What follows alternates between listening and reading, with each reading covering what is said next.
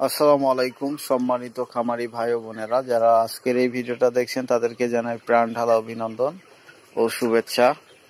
আমি আপনাদেরকে আজকে দেখাবো মুরগির টোটাল বয়স আজকে 54 ডেজ, অর্থাৎ 54 দিন। তো 54 দিনে মুরগি আলহামদুলিল্লাহ মাশাআল্লাহ। তো দেখেন মুরগিগুলা বর্তমান কিভাবে ছোটাছুটি তারা করতেছে।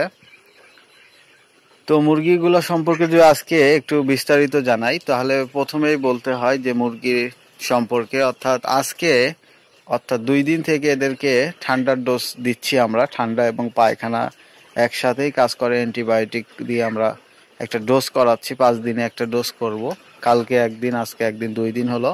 তো আমরা কি দিয়ে ডোজটা করলাম, পায়খানা এবং এদের পায়খানা, চুনা পায়খানা সহ আদার্স যদি পায়খানার এনি প্রবলেম থাকে, অর্থাৎ রক্ত আমাশা থেকে শুরু করে রক্ত আমাশা, পায়খানা, সর্দি, জ্বর, সকল প্রকার রোগের আর কি কাজ করে সিপ্রো।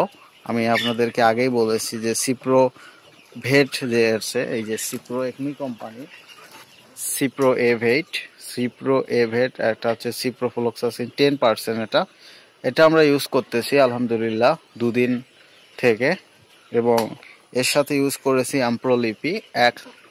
অ্যাম্প্রোলিপি হচ্ছে 1 গ্রাম 1 লিটার পানিতে, আপনার হচ্ছে সিপ্রো এ 1 ml 1 লিটার পানিতে আমরা 5 দিন এটা ইউজ করব, 2 বেলা করে। তাহলে দেখবেন মুরগিগুলোকে যদি আপনি এগুলো 2 বেলা দেন, ইনশাআল্লাহ একটা ভালো ফলাফল বা ভালো একটা পারফরমেন্স পাবেন। তারা সঠিকভাবে খাবার খাবে, সঠিকভাবে ঘোরাফেরা করবে, চলাফেরা করবে এবং নিজেদেরকে স্বাচ্ছন্দ্য বোধ করবে আর কি।